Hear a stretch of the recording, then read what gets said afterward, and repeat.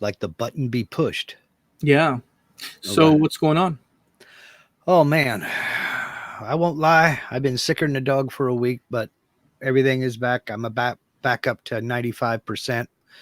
But other than that, great. Yeah, it's kind of a drag. Kind of a drag. Yep. When your baby don't love you. Ba, ba, ba, ba. Is that bubblegum? Kind of a Uh, drag. kind of. When you know It your was baby ain't been a true. yeah, no, not really. That's not really bubblegum. That was 60s pop. That Okay. wasn't marketed to, teenage girls. Yeah. But it's 60s pop. Yeah. Which to me is okay. Some of it. Some of it. But it Man. can get old real quick.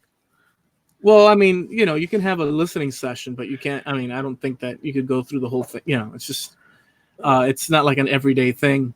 No, but if it came on the radio, I'd turn it down. I wouldn't necessarily change the channel because I know that it's a short song and it'll be done soon. Growing up in the 80s and listening to music on the radio and this and that, you were mentioning earlier something to the effect of, man, maybe we should mention that, at least talk about it a little bit, because there were songs that, for goodness sakes, they would come on all the time. Every time I'd switch, stations, it would just pop up in that. And I started singing Achy Breaky Heart. Don't you break Oh, my heart, my achy breaky. and, yeah. and you That said, was, and that brought up the subject of songs that they played to death that I don't care if I ever hear again. And that's one of them. That one leads the list. Because you couldn't escape it. I mean, they played it on the country stations, they played it on the pop stations, they played it on some of the rock stations. You couldn't escape it. And if it came on one channel and you hit the button, it would be on another channel. Are you kidding me? What is this? The Billy Ray Cyrus hour? It was just, oh my God, please let it end. Mommy, make it stop. I mean, there's songs. I mean, that song probably, what is it? You could be in, like, I don't know, South America, and they're doing the Congo, and all of a sudden say, everyone stop. It's time to do the acre break, and it would pop up on the. Oh my God, it was terrible. It was awful, man. And that one leads the list. Another one? Which one? The Georgia Satellites. Keep your hands to yourself. That was fine. No lie, keep your hand to yourself. That was fine the first 22,000 times they played it, but they wore that record out, man. You couldn't escape that one either. And it's not that it was a bad song.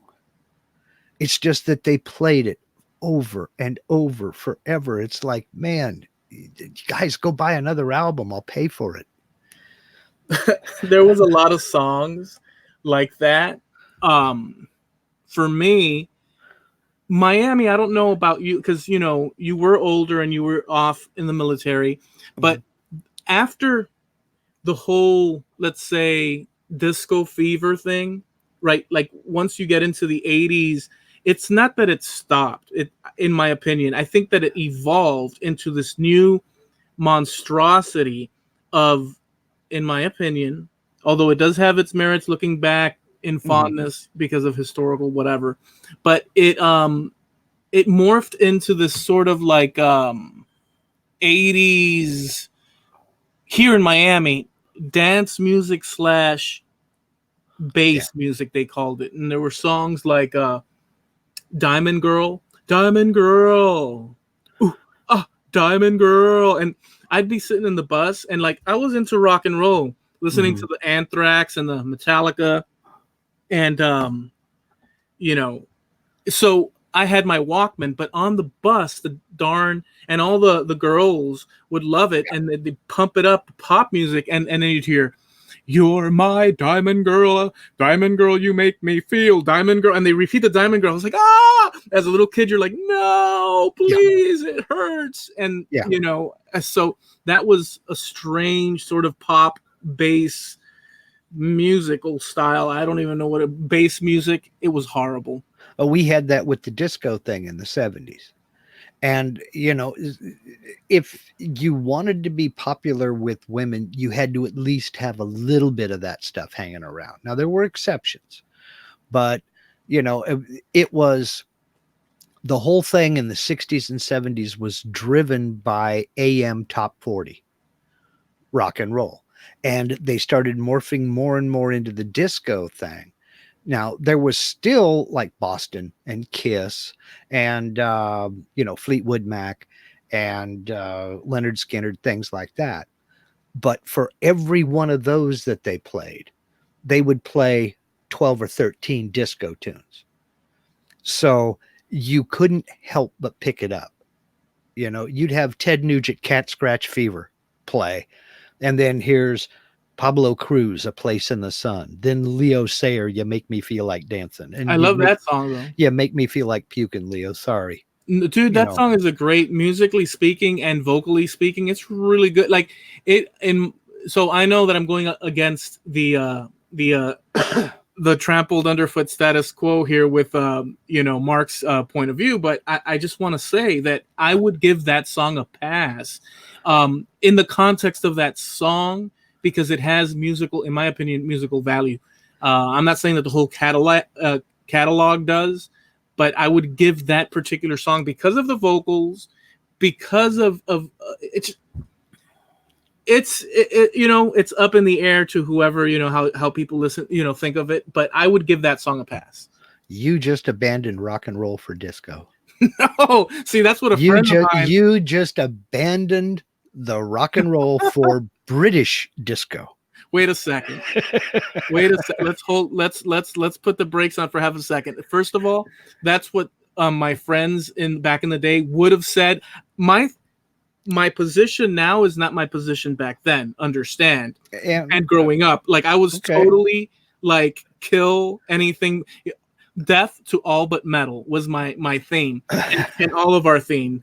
And if the metal was slightly, let's say, not manly, kill, it was like, you know, I'm not going to say the words that we referred to those songs as, but if you're from the era or prior, you know exactly what language we would have used to describe those bands. Think of it Right. for half a second. Think of a couple of those words that we would have used, and those were the Sure. ones. Oh Yeah. yeah. Oh yeah, you're right. But then again, you're also 14 years younger than me, so you weren't there for the first 14 years they played that song into the ground. Right. So, you know, the first, you think it's a great song musically, the first 200,000 times they shoved it down my throat, I may have agreed with you. But there comes a point where it's like, Leo, get another song. Just one, pick one. There are millions of tunes out there. Oh my God. Well, there was another song in my time of dying, a song quote from Mhm. Zeppelin, um, that was a good song, but it was overplayed. It was called Red Red Wine, which was a Oh, cover yeah. song, UB40. UB40. And I would turn on, I could remember to this moment my mom saying, come on, let's go to the corner store. I got to get some cigarettes. And I'd hop in her car. We'd drive over there. And she'd say, okay, I'll be back in a second. Just wait here. I said, okay, leave me the keys so I can listen to the radio. And I, you know, turn on the thing to listen to, and I turn it on. It's Red Red Wine. I could remember the moment always, but there were many moments when I just turned the dial, Red Red Wine all over again. It was Yep. everywhere, dude. Yep. And it's a sad thing too, because some of these tunes were actually very good songs. And I'm probably fixing to alienate some people watching us out in the YouTube live chat. But another one that I don't care if I ever hear again, and in fact, when I hear it, I change the channel, is Kansas Dust in the Wind. Because they played it here locally, probably, oh God, between the 3 radio stations I listened to, they probably played it 4 times an hour each. And it was like, welcome to Kansas Channel 101.7. Yeah. And it's like, come on, man. They made more than that one song. Throw Carry On Wayward Son in there at least once in a while. Do you have to drive that song into the dirt? And it's just now, I swear, it comes on the radio. I just, nope, bunk, next channel, gone. There's a difference also in the way one consumes the audio. If one's in a car and all that, when you have earphones on, in the context of an album, I can totally do the journey that they provide for you, or at least that was traditionally what I do, because they set it up like that. It's an album to be listened to, and within that context. But on the radio, it's all about maintaining as many people's attention as humanly possible. And I think that that's the case. That's why they killed The Rock, because The Rock, and I'm talking about in the past, I'd say 8-10 years onward. Well, here's my argument. Rock and roll is dangerous. Originally, it was dangerous because it was music that came from the Black audience, the people that were outside the norm, and there was fear. And then white kids were starting to play the rock and roll, and then there was a fear of intermingling and such. Plus, there was the added fear of sex. There's a lot to, I was just getting ready to say, there's a lot to that, because rock and roll is like a grandson of blues. But where you were going next was exactly the number one reason. They did not want people doing sexually suggestive dances. I mean, that's why they would only film Elvis Presley from the neck up. But yeah, I mean, segregation was the rule. It was not the exception. So, I mean, I know people who, as kids, their parents wouldn't let them listen to a certain radio station because one of the DJs was Black, or because they played a lot of quote unquote Black music. That did happen. Now, I will say that, and actually, I wanted to go to back into the 50s, coming back up, and why it's make my case, but I will pause and tell you this, that the whole concept within the, so to me, the whole idea of that soul element, that we often hear referred to as, it comes from the Blacks. It's soul, it's heavy duty, it's got the passion, it's got the heart. I totally believe that. It's just, to me, it's what it brings life to, from the blues, jazz to the blues. Wow. Now but this is what I wanted to say as far as that. I will say that, in my opinion, they totally, what would you say, lost the ball, missed the hit, with, in my opinion, rap. Maybe it's because it's outside my time compared to, but I don't know. I couldn't deal with it. I don't know. I see it as an evolution, and I don't know that they, missed the ball or stepped over a line or went out of bounds or anything like that. I don't think that at all. I see it all as an evolution, because I mean, it went from the blues to speed it up a little bit into doo-wop, and then you had, all of the groups. I mean, the Platters and oh my God, Little Richard, and just pick a band. Then it kind of morphed into Motown, and Motown is still some of my all-time favorite music. Growing up, my dad liked some of it. He didn't like most of it, but I dug the hell out of it. I mean, put me on some Temptations or Martha and the Vandellas, and I'm a happy guy. But then it kind of went into the slower soul and got more of the further into the rhythm and blues that you have now.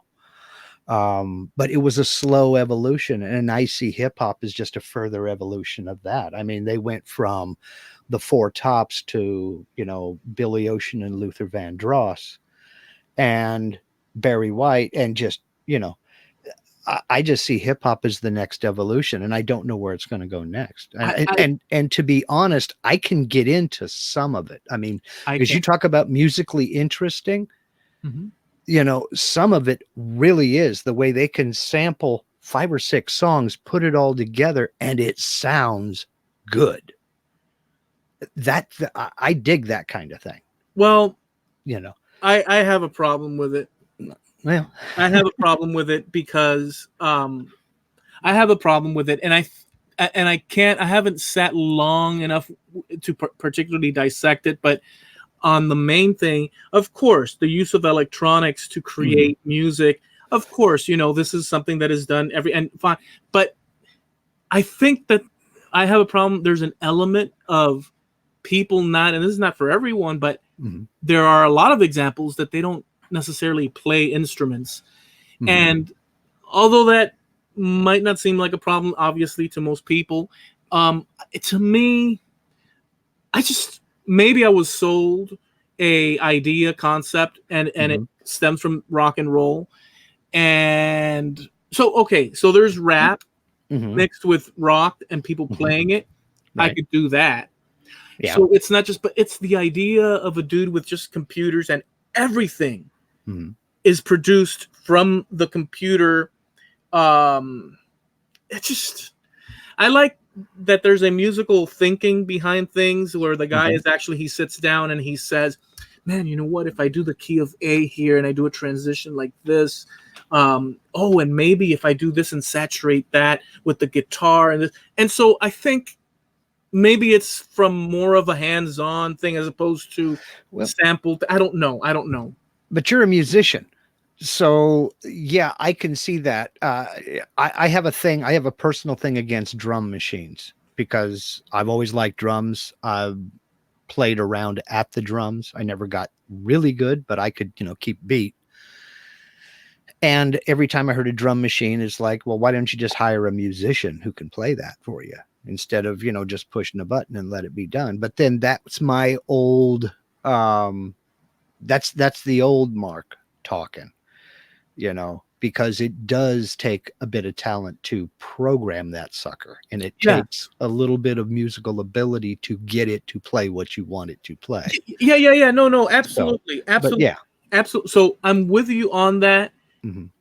But there's also an element of editing as the primary thing, whereas before, when people actually played instruments, right, they process where it's being captured live or in parts, but still there's the human flaws and such and all these things. And now we have this programming that occurs, and sure, I understand it's people like that and stuff. I'm just saying that, and I think that's what separates a musician from an artist, because an artist can take several tracks or several different instruments that they have sampled and blend them together.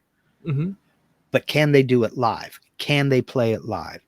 You had Jimmy and Stevie Ray up on the stage playing live just as good as they sounded on an album, because when they set up to record an album, they basically set up to play live.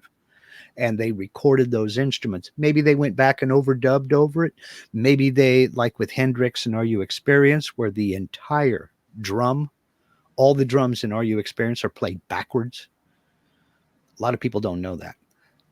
There was experimentation on that level, but they could get out there on the stage and they could play that live, and it would sound not identical to the album, but pretty ding dong close. So, okay. So there are elements of what these people nowadays do in the rap world that were done before in smaller amounts in order to create this tapestry. And so I get that. So, but there's more leaning towards it being all in-house in the computer, and not everybody, but there's that. But now, putting that aside, I also have a problem with, look, in the 50s, in the 60s, 70s, and 80s, there were elements in music that lyrically and the content, there were stories that could be across the board from one extreme to the other of all sorts of things.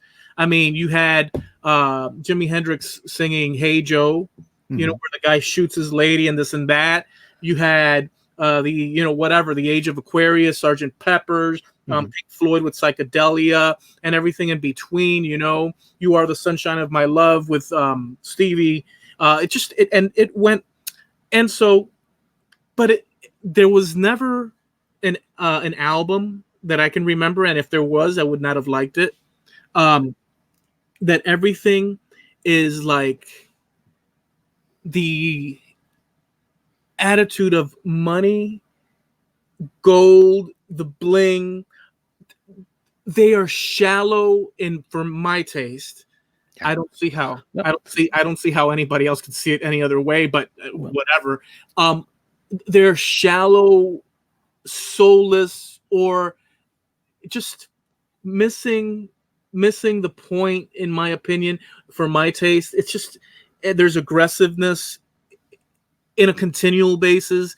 Like, hey, I'm so badass. I'm so bad. Yo, I'm so bad. Yeah. When you have that a lot, it's almost like a candy that's a sour, sort of sour lemon candy. If you suck on it too much, you know, you're like, ugh, it's too much. It's too much of that sort of like, I'm the greatest and you suck and I'm gonna shoot it everybody down. I don't like that. And I'm not saying that all of the rap is like that. No.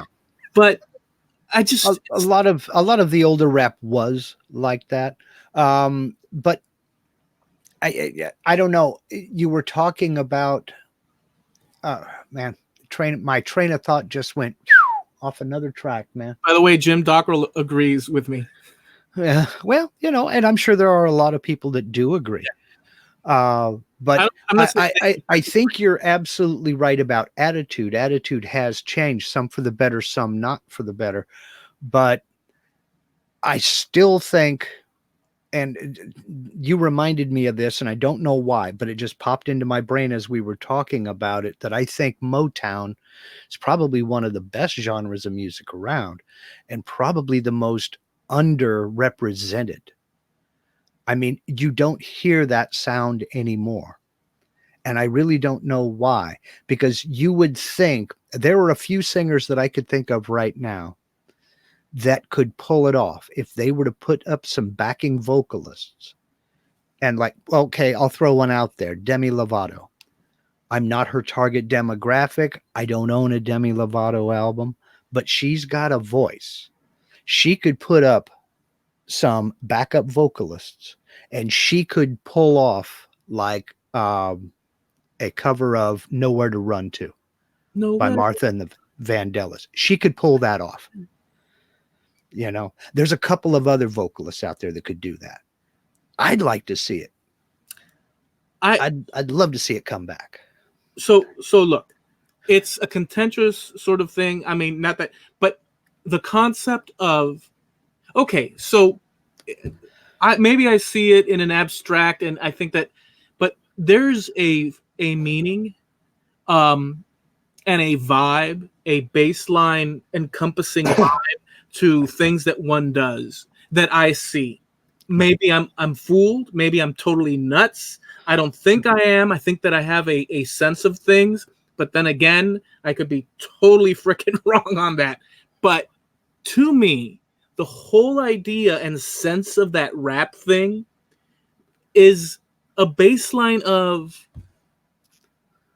just shallowness and negativity. Well, I'm not saying it's all encompassing, but I'm saying there's a theme of I'm so badass and you're not. I've got so much money and you're not, and so on and so forth. And oh, and by the way, I've got 10 Glocks and a bazooka on my head, and I'm gonna own this town. It's like there's the use of there's an intent there.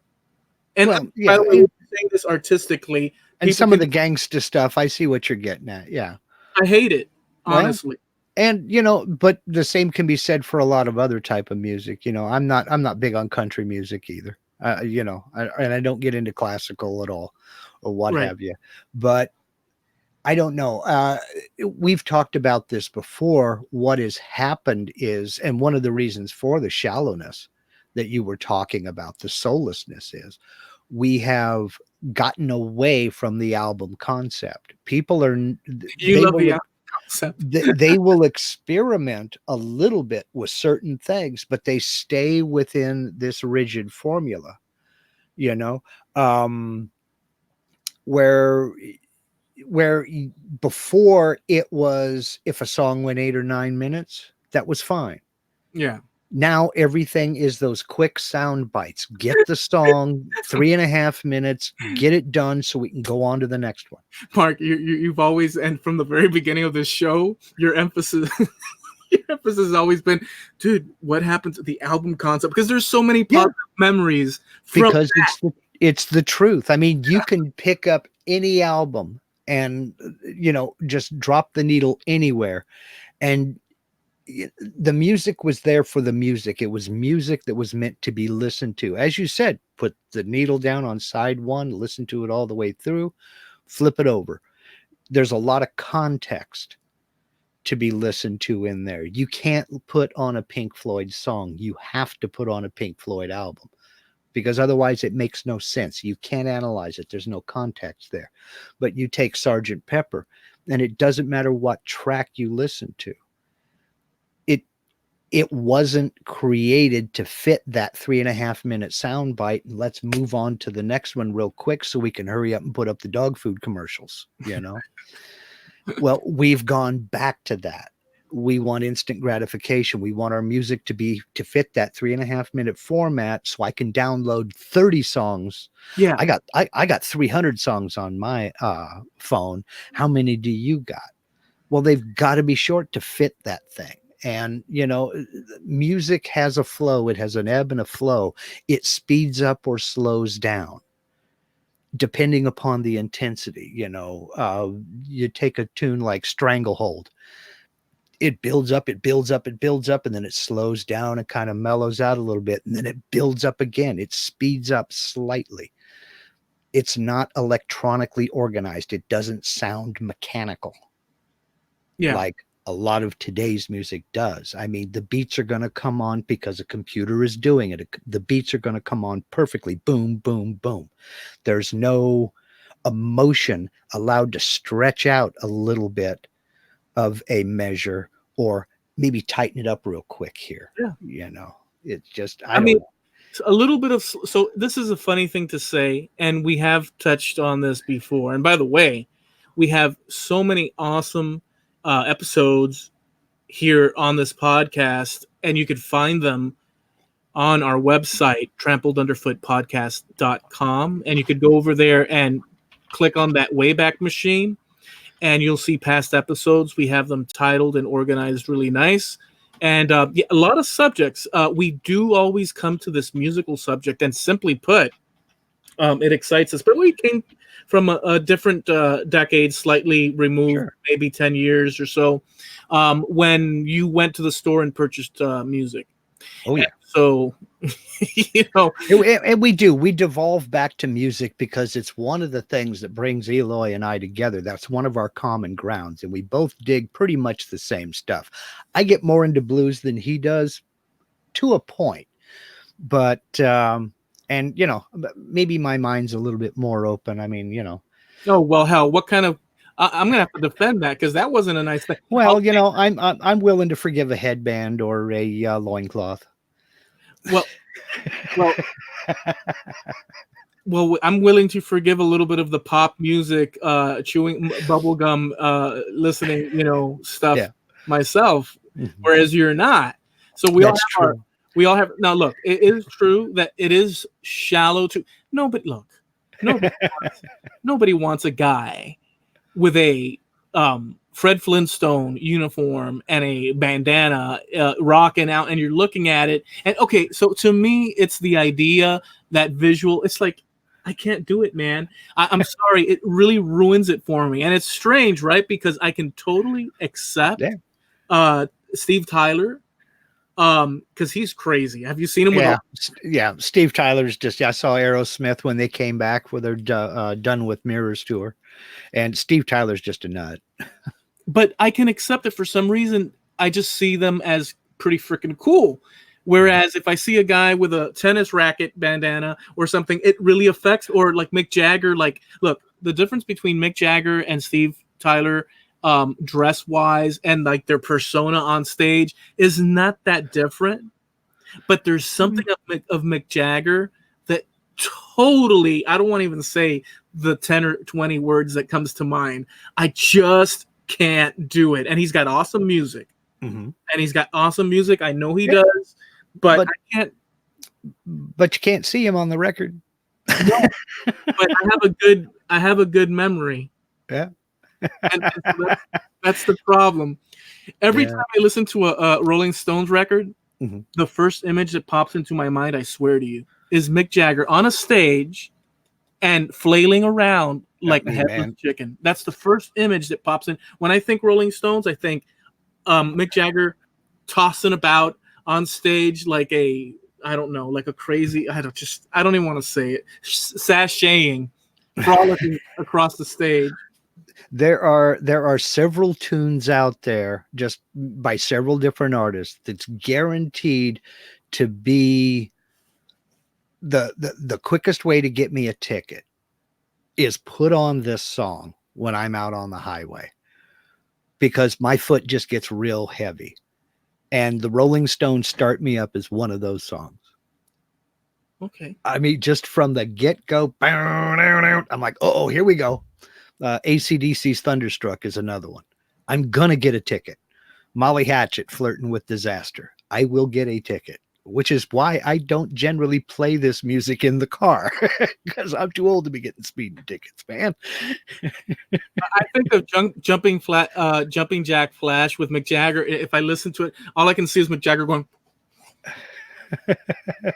And just the idea of that really, it's a turn off.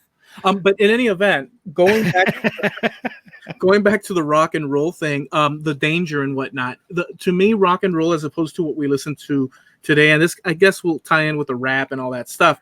In the 50s, there was that element. First you had the black music that they would say, or race music that they'd call it, and they'd be in separate places. They were fearful. You had the element of the sex, because it's, let's rock and roll, this and that. I mean, yeah.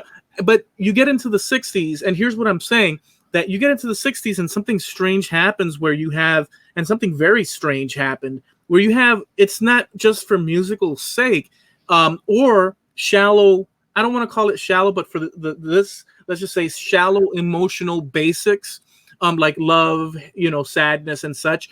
But in the 60s, something very strange happened where people weren't just talking about your love and hurt and pain, or whatever. It started to meld into some intricate mixture of all these elements, creating stories and then abstractions from it. And the 60s to me is super important by far. Just it shook the foundations of music in the context of rock and roll. It allowed the mind, people to think different thoughts, and it challenged you. Whereas, we can do that all the way through the 80s, yes, even with the heavy metal. But at one point, I think that these people that control music, these big time, that allow music to be played, it's dangerous for you to accept or to play music that can allow people to think besides dancing and stupid stuff. Because, I'm going to wrap up my thought. If you allow these people, these kids, to listen to aberrant ideas, rebellion, and so on, but not rebellion like I'm angry and we are the people, but ideas and concepts that we know about in rock and roll, they have their own opinions, and it can create all sorts of problems in society for them that just want an audience to pay for their music. I think that they've closed down the ability for people to think abstract and all sorts of concepts in order to control what people want to consume. I don't think it goes that deep. I think it's all about the money, and the more music they can put on in an hour, the more money, advertising revenue they're going to get. So the shorter the song, because people aren't buying albums anymore. I mean, we had a little stretch there where we were doing CDs, but now people are downloading music, and they're downloading it one song at a time. And you can have somebody who has a quote unquote 3-album deal, but it might take them all year long to release the 11 songs that would fill an album, because they're going to do it in 2 or 3 song spurts.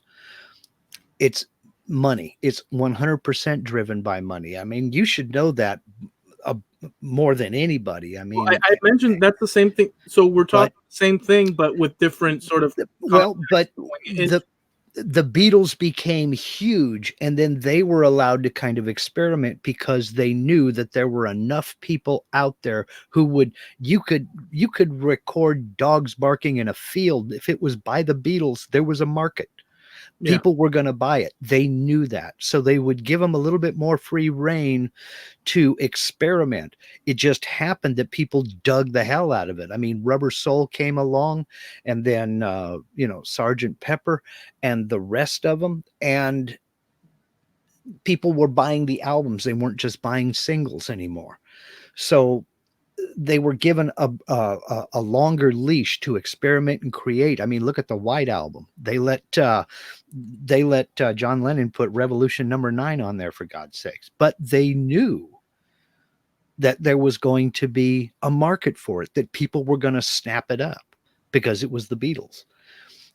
Well, that's gone away now. Sure, there are certain artists that people will snap up anything that they're going to buy, but they're more into quantity than they are quality now. They want that 3-minute tune, 3.5-minute tune on Spotify to get as much ad revenue in there as they possibly can, because folks aren't buying the album. They're paying 99 cents a song. They're not paying the $17.95 for the 2-album set anymore.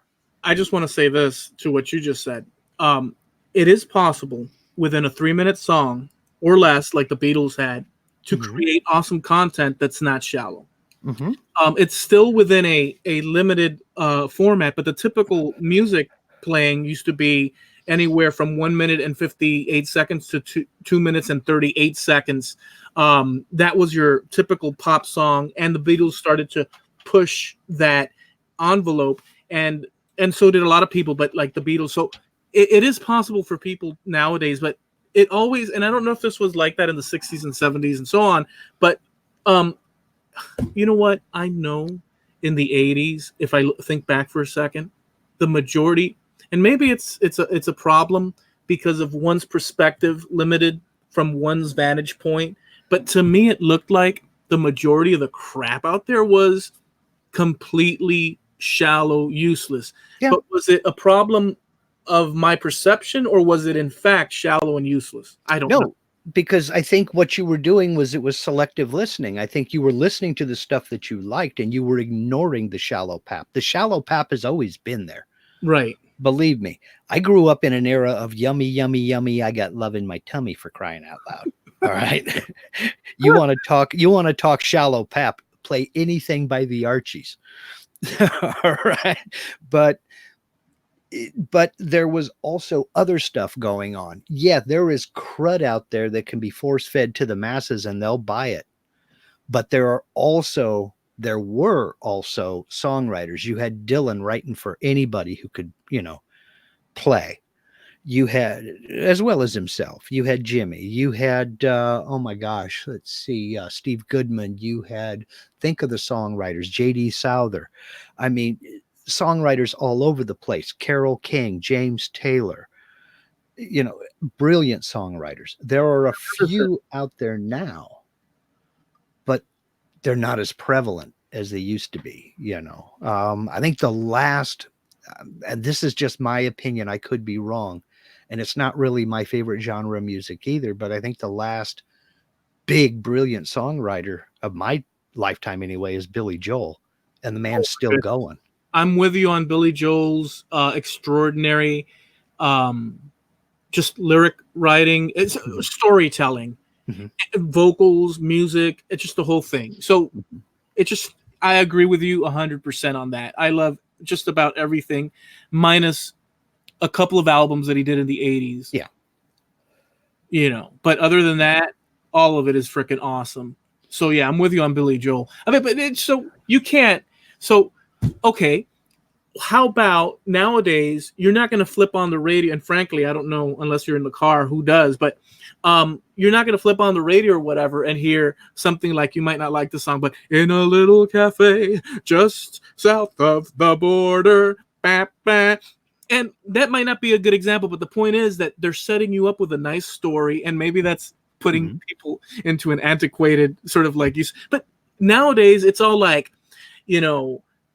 it's just, it's the shallow, I do know, simplistic, like no break, soulless, zero soul. They're all hot coming out the door. I'm hot, I'm hot, I'm good, I'm hot. Everybody's Well, so darn hot that it's disgusting, is what I'm right. trying to get at. Nobody's like, I had a bad day last night, but down. But There's none of that. It's all, I'm good, I'm awesome, I'm good, I'm awesome, I'm good. It's horrible. but I think that there is a hunger for that kind of thing, and that's why we're seeing so much of the classic rock being rediscovered by the younger generation. I mean, the number of kids, I mean, just go on YouTube and start looking around. The number of, I say kids, people in their teens and 20s who are listening to Jimmy, who are listening to Pink Floyd, who have found Deep Purple. I mean, I see it all the time. Kids who are in college who are listening to the Boston debut album, the whole album for the first time, and are just blown away by it. There's a hunger for that kind of stuff, and people are going back to it because they're not seeing it in today's music. So and that gives me hope. And there are a few groups who are bringing it back. Every once in a while, we'll share videos back and forth with one another through private messenger. And I'll find somebody who just does a killer version of a tune and link you to it, or you'll find somebody that does the same and link me to it. And so the performers are out there. They're just not huge yet, The money behind these big acts nowadays, and for the past, let's say, 10 years, and you could go back in history, but like the main sort of like push, I'm sure just about that you'll have executives sitting down with musical background, but their main goal, obviously, it's financial reward. Sure. I get it, but I can totally see, and that focus that they have is also, in my opinion, their eventual downfall. Not to mention being looked at in history like total, but that's not in their thoughts. They'll sit there and probably say, we have to keep their blood pressure up at this much. We have to. So they're looking at it in a scientific sort of way. And the problem with doing that for every song that comes, you see, like, I don't know, I don't want to name names, but you know what, screw it, like a Nicki Minaj, which incredible looking lady and stuff, but every video is like and she's like, what's she saying? Everything is like, so, but they don't allow access to people that are sitting down. Let's compose this very thoughtful, this and that. No, we got to keep the beat pumping. We got to keep, and so it creates a shallow, soulless. And that's why more and more people are looking for alternatives, and that's why more and more classic rock is becoming popular. Because people are starting to see through that. But you got to look at her target demographic too. It's for younger people who haven't gotten into that yet, who haven't gotten into wanting more yet. I mean, we can talk about Taylor Swift's new single all day long, and she has a market. She has a target audience, younger females mainly, because that's where the money is. They don't have money, but mommy and daddy do. Mm-hmm. And they know that's where that money's going to come from. And, it's marketing 100%. But the people of your and my age, I mean, dude, there's a reason why AC/DC's Back in Black is still one of the number one selling albums of all time worldwide. Yeah. Because more and more people are coming across the videos on YouTube and going, who the hell are these guys? This is awesome stuff. And they're buying it. I'm going to tell I'm you, all for it. well, look, so in the context of, look, the options that were, the options that were available to us, me in particular, in my little time bubble, let's say, were plenty.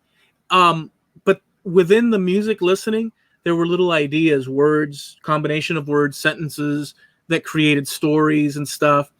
And everything from, like, I'm sorry to say, witchcraft to just everything. Oh yeah. I didn't become a witchcraft guy.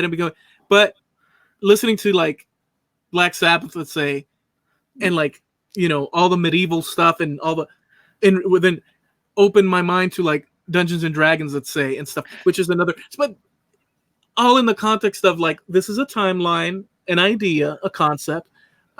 Sure, I enjoyed it, but it's not like, it, but there's no, maybe I haven't sat and listened to it, and maybe I've tried and I can't do it because it's all about I hate to use the, it's all shallow sexual, and there's nothing wrong with the sexual and this and that, but within the context of a variety of emotions and stories in an album and in a career of an artist, not all Yep.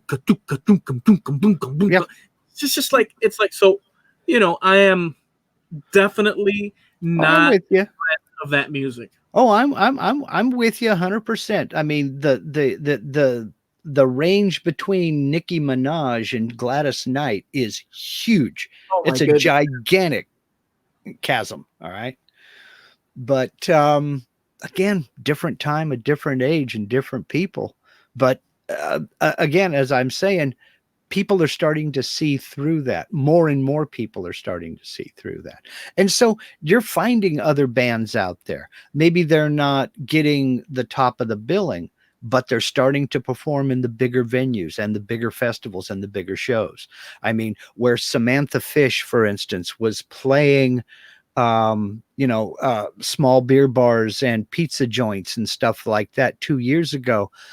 She's playing the Blues Bash in Vegas, and she's playing some of the big festivals around the world. And I mean, talk about raw talent and just kick ass rock and roll. Look up Samantha Fish Runaway on YouTube. I mean, she just absolutely wails. But that kind of music is making a comeback. I want to say that Is my point, because folks are seeing through the soullessness and the shallowness of it, and they're starting to look for something more. And yeah, you can find it in a 3-minute soundbite, but not really. So, okay, so I'll just say this because it popped into my brain, but I do remember sitting with my buddies listening to MTV. And by the way, Steve mentioned somewhere up there that music is meant to be listened to, not visually seen, which of course it's meant to be listened to unless you go to a concert and this and that. But music can produce imagery, which it does in my head. It produces images. It produces images. Just simply that's what it does. Right. And if the image is Mick Jagger, it's a no-go. But in any event, poor Mick Jagger. But I do remember sitting with my friends watching MTV, and awesome songs that if you were to think of now, but at the time we were so into the metal. And see, the whole thing is the attitude of the metal. Come on. And that was the attitude, and which is stupid too. But in saving face, I'll say that even though it had that attitude within the metal songs, there are stories and structures and whatnot that tell tales. So it's not just, there's stuff in there. But, so we would make fun of everything that was less than Hard Knocks that would come on. Then we'd see this group like Runaway Train Never Going Back, Runaway Train. And me and my buddies said, look at these, what's, and look at this and that. There was such a macho thing going on, like a nose upturned with it's got to be metal, Anthrax, Megadeth, and that's a load of crock too. But we were in that, We get into our genres and we hold true to them and we stick to them, especially when we think we have other people we have to impress. The music I listened to when I was 13, 14, 15, hanging out with my friends, I still listen to some of it, but not very often. And, you keep talking about your friends just wanted to hear grunge, but oh man, Eloy's got the blues out again and stuff like that. When I've got, 3 or 4 of my friends hanging around, chilling out, listening to records, and I put on an Isley Brothers tune, and you see the deer in the headlights look like, what the heck is this? This is soul. Listen to this guitar. They had absolutely no clue what was going on. And get that off of there, man. That ain't metal. Well, yeah, I know. I'm not a metal guy. I'm a guitar guy. There are more than 3 chords, dude. There's always that, because it becomes such a personal, it's just, whatever. But I will, I don't know if we want to, but if we're going to wrap this segment of it up, because there was something I wanted to share with you. Oh, okay. Go ahead. Yeah, that's fine. But so to wrap it up, I do want to say that have a lot of conversations with friends. And, one time back when he told me a story, and he says, well, there were these two guys sitting on a bench, and the two guys sitting on the bench, they were saying, man, can you believe, some kids walk by? Can you believe the way these kids are dressed and how they look and this and that? And the other guy's like, yeah, I can't believe what the heck is going on with our society. I mean, look at them. I mean, is this is our future? I don't think we have a future. And they're sitting on the bench having this back and forth conversation. Well, my friend tells me this story, and then he stops abruptly and he says that occurred in the late period during the Roman Empire. Yeah. The moral of the story does not even need to be explained. Yeah. Because it's all there. But the funny part is the young and the old don't even get that battle has been fought before. We opened up this segment talking about how rock and roll was dangerous, that it was going to make kids sexually promiscuous and integrate with black people. Yeah. And that was dangerous. Yeah. Well, those people grew up going, up yours, mom, up yours, dad, this is mine. Yeah, exactly. But then what happened? Their kids grew up listening to Anthrax and Megadeth and Metallica. And they turned the exact opposite. That's dangerous because that's Satan worship stuff. You can't have Ozzy Osbourne in my house. You're going to end up a stripper, a prostitute, or in prison for murder or something like that. They don't even realize that you were fighting the same fight they were fighting 20 years earlier. So there's nothing original, man. It's all been done. And you're right. The Roman Empire. So not only are we those kids that fought for our right to rock, but we're also the adults that are saying, how can you listen to that crap? Exactly. It's such a we are such cyclical creatures. And I swear to you, I've had that conversation, I think, with Doc the other day and stuff, and Rory May. We are such cyclical creatures, dude. And we are so caught in it that although we can even perceive the fact that we're going in circles, we can't help ourselves. What a weird situation to be in as human beings. What is this? Is my question, What is this? Well, yeah. I mean, what the heck is going on? That's I always say. This is better than the alternative. Well, do we know that? Doesn't matter. Doesn't matter. It's what we got. Live for the moment, dude. Right. Okay. I got that. A point taken. So I guess we can end that segment of the thing, if you like. Sure. Okay, because I've got something. This is kind of a weird thing that I'm going to throw at you. Okay. I don't know if you've heard of it. It's totally weird, but I saw it and I said, "Oh, I wonder what Mark thinks." So here's the story. There was a incident, and I'll give you the specifics in a second. I'll just give you an overview. If you're curious, we can go on with it. If not, we can move on.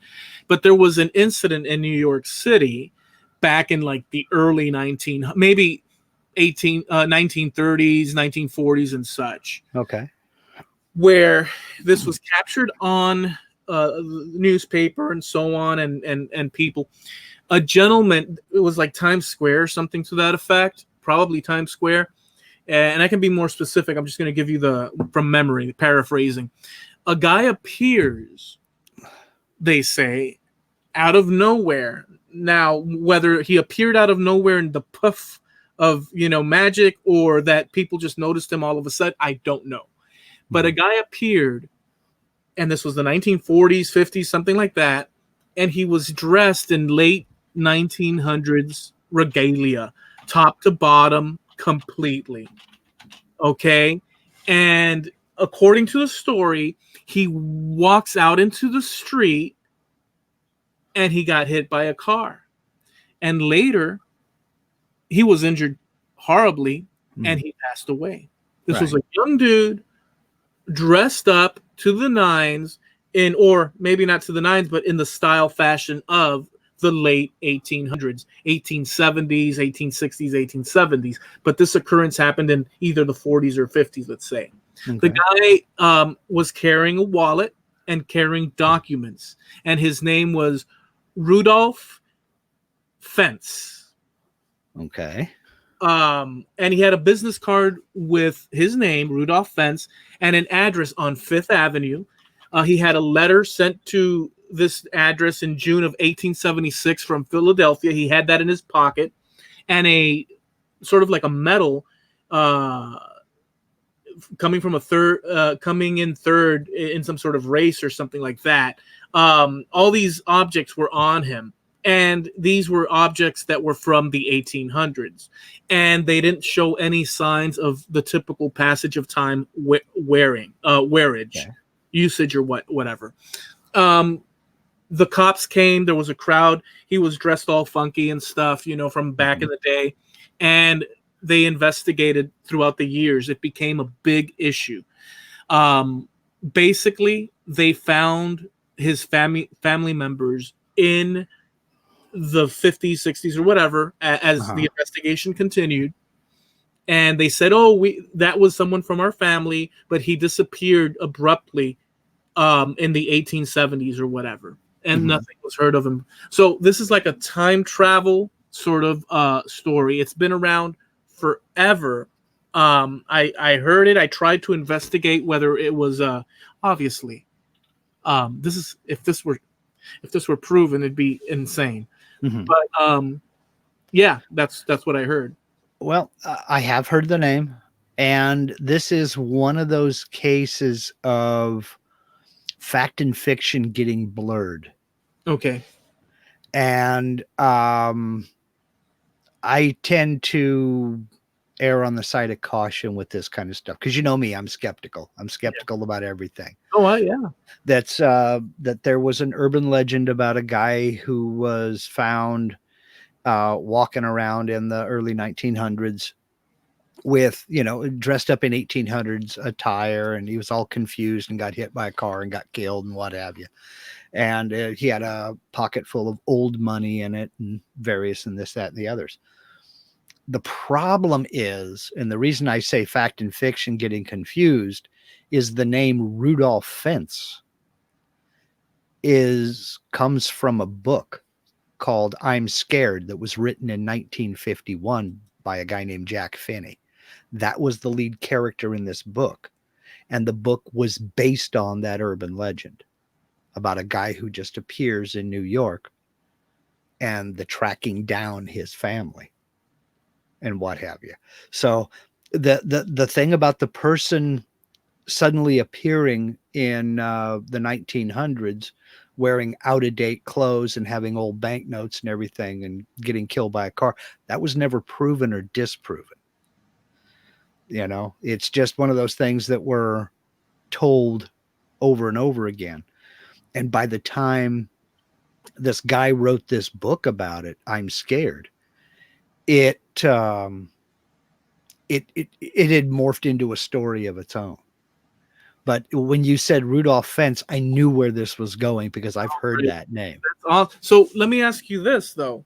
In situations like this, so where you have a claim, and you have a series of possible facts, like let's say his billfold or whatever, contents in his pockets and the dress, not to mention the body and the place where the body is laid to rest and all these things. Wouldn't it be traceable? Yeah, that's the point. It should be traceable. And that's why I say it's never been proven or disproven. There's no record of it happening, but there's a bunch of people who say, yeah, it did happen. Well, that's not going to be good enough, right? Exactly. And that's where you get into things and that's what leads us into this. Well, it's paranormal. Right. So I'm with you on that. So like, if we can't track it, if we can't look, it's possible that anything can happen, I guess. Sure. But if we can't physically or paper trail wise, which is physically anyhow, an extension of physically, because somebody had to jot it down. If we can't do those things and trace, let's say, the detective that went to figure out, his family, if we can't trace all of that, then that means it's bunk. Yeah. Yeah. I mean, well, it's thrown into that word legend. and Right. hence the phrase urban legend. It's something that's fairly new. Yeah. Fairly new that happened in city. It didn't happen. It's not George Washington and the cherry tree, which also never happened. That That never comes from a happened. Washington Irving story. Yeah. The same. Well, no, was that Washington Irving? That Yeah. was the Midnight Ride of Paul Revere. He couldn't tell a lie. He said Right. "Did you do this?" And George Washington said, "Yeah, I did it." Yeah, I cannot tell a lie, but that never happened. No. But people believe that it did. Yeah. Paul Revere's ride, one if by land, two if by sea. Number one, Paul Revere raised those signals. He didn't see them jump on his horse and scream, "The British were coming! The British are coming!" I like that story though. Even though Yeah, that may not have been the case, I'm gonna still go with that because I like that. I like but the idea of jotting through the area. it The British are coming. It's like, it but it didn't happen that way. you know, it was another guy, and I can't remember his name, but I okay, can't remember his name, and it said I want to say his name was Cooper, and I may be wrong on that, but Alice. Is his first name Alice? no, Stanley, I want to say, but I may be wrong there. I'd have to look it up, but I don't know. Anyway, but it's almost like the Mark Twain and Winston Churchill syndrome. Whenever somebody comes up with an excellent quote, either Mark Twain or Winston Churchill said it. Right. If they said half of the stuff they were are attributed to, I mean, they'd be genius and Nobel Prize laureates. Neither one of them said half of the quotes that are attributed to them, Yeah, but we think it's true. So what the heck? well, some of them are really good. I wish that they would be true. Oh yeah, some of them are, and some of them are just misdirected. Like there's one that says it's an old Mark Twain quote. They say Mark Twain quote: "An ignorant man is someone who doesn't know a fact you yourself have just discovered." And it's not Mark Twain. It was Will Rogers who said that. So, the quotes are out there. They're just getting attributed to the wrong person. Well, it But could lead to dangerous things because as Mhm. time moves on and little I don't even want to call them half truths, half lies, Mhm. just little missteps in the telling of the story Right. can create all sorts of confusion, frankly. Well, yeah. I mean, we see it in our own family. Some of the folklore that we're following and tracing our ancestry back has led us off on merry chases that have gone in just completely, totally the wrong direction. So, Yeah, talking about that, I guess this is a good. So I'll throw this at you. So in the 1940s, Mhm. or leading into the 40s and 50s, I found documentation. My uncle or great uncle, he Mhm. either great uncle or great great uncle, one of the two. He was a reporter, comes out, and this guy was a reporter not only in Cuba but in Key West, and he held a house in Key West back in the 30s. I found newspapers and all that. But he also held a post in Jamaica. Hmm. So he was a mover and shaker with the reporting and whatnot. Back in that time. Well, during the pre-Castro Batista era, Mhm. he stepped outside his print newspaper thing, and a guy was getting harassed. There was an accident, and there were cops there from the Batista government, and he started taking pictures because that's what reporters do. Sure. Police grabbed him, screwed up his equipment, beat on him, took him to the police station, just brute force, Mhm. and slapped him around. And then he reported to the paper after he was released that they were joking around and said, we should put a bullet in this guy's head so they know who they're messing with. They don't know who they're messing with. Sort of like that gangster act. So I documented all that from this guy. His name was Martin or Mhm. Martin Urol. Right. Martin. Okay. So And he's on your dad's side of the family. he's on my old man's side of the family. Okay. Well, So that's where you get it from. which part? All of it. Oh, okay. Well, so that's hilarious. But so the thing is that there's this whole story I had no idea about. Freaking awesome story. Yeah. And I took all the paper clippings and all that and put them away so that maybe I'll make like a video of it and stuff. The cool thing is that people's stories, it's kind of like that's like the biggest thing, man. It's the stories we tell, the stories about ourselves, about our family, the lessons we learn.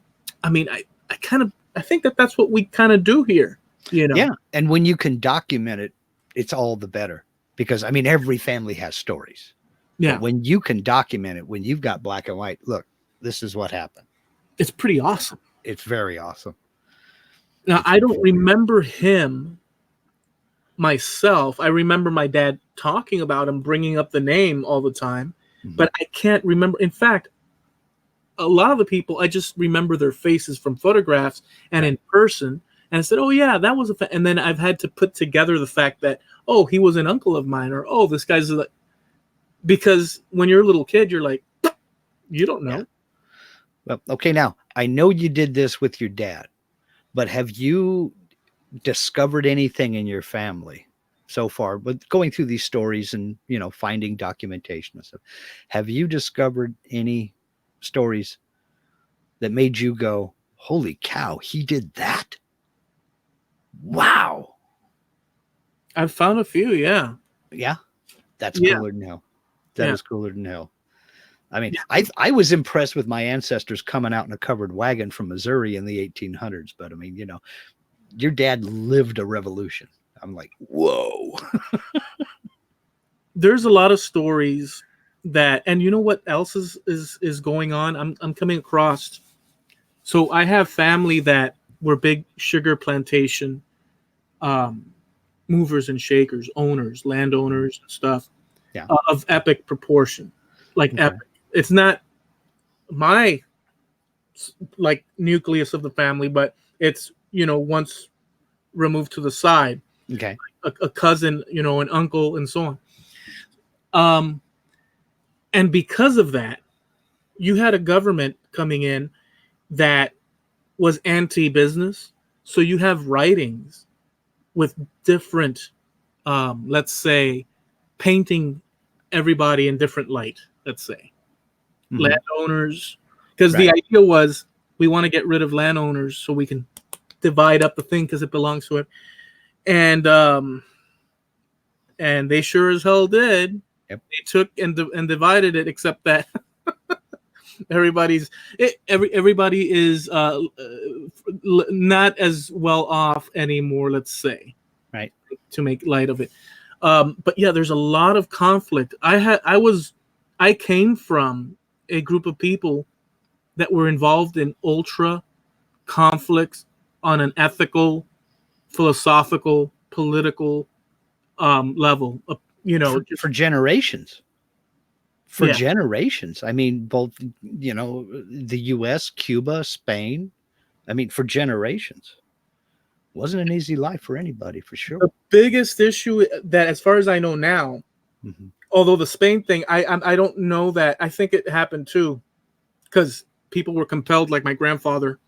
It looks like what happened was that he was compelled to go into the fighting, and they grabbed him and sent him off to Cuba to work with his uncle, is what it looks like that happened. I've got the document timing, but I don't have it spelled out, like say, and he actually left because he said, screw this. And so I don't have that, but it all, because of the times, because of when they called him to the city hall thing where you sign up for, because of all the things, the paperwork to ship him off, it looks like it was like, screw that, I'm out of here. And then he took off to Cuba. But the biggest sort of elephant in the history room with my little circle, it looks like, was the Cuba Revolution situation. Yeah. You know, so yeah. Wow. I'm just full of controversy. My people. Well, yeah, but you're one step away from the people who actually lived it. That's why I say, that's why I say to every living American, ask not what your country can do for you. Beat them to the ground if they try to take your freedoms. There you go. What I say. Okay. And on that happy note.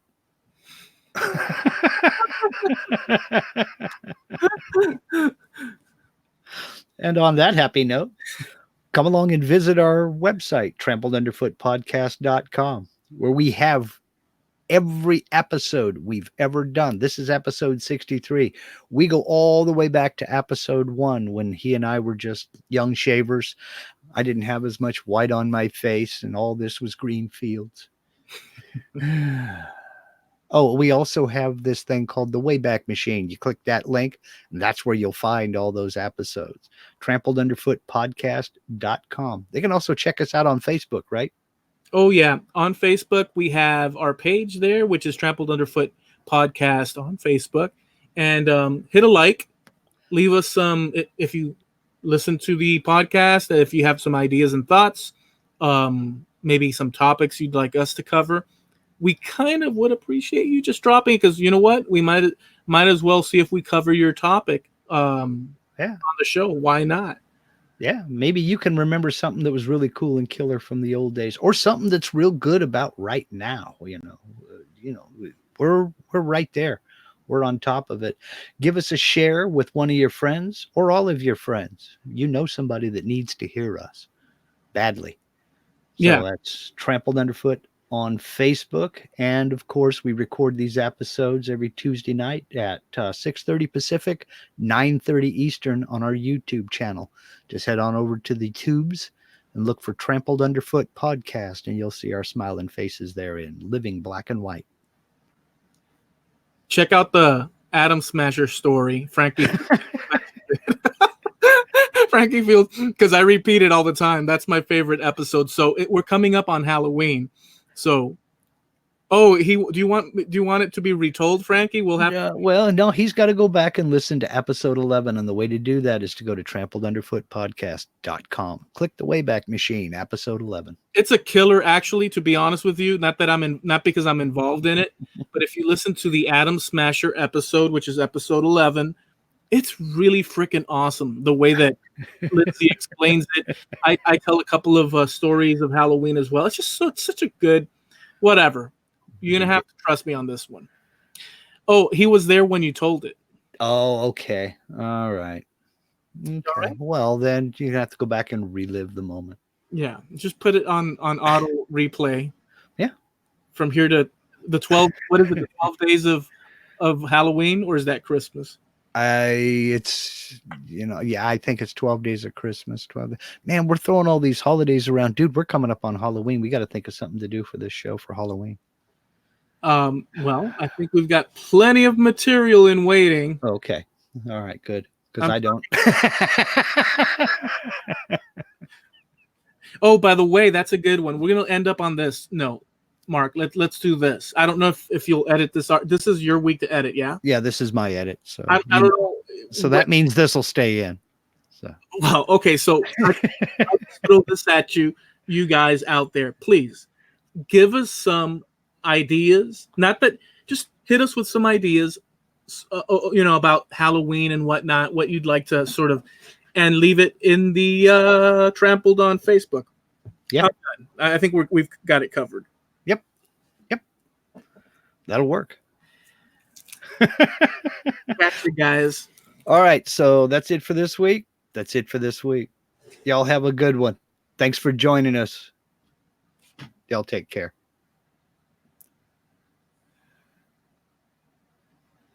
Oh, I'm the one. Push the button. Yeah, you're waiting on me to push the button. Push the button, Frank. I'll just say this. Let's go overdrive slightly. I, for some reason in my mind, had totally was thinking you had the control buttons and the whole thing. No wonder you were trying to end it all this time, and I'm waiting on you. All right, we're push the button, Frank.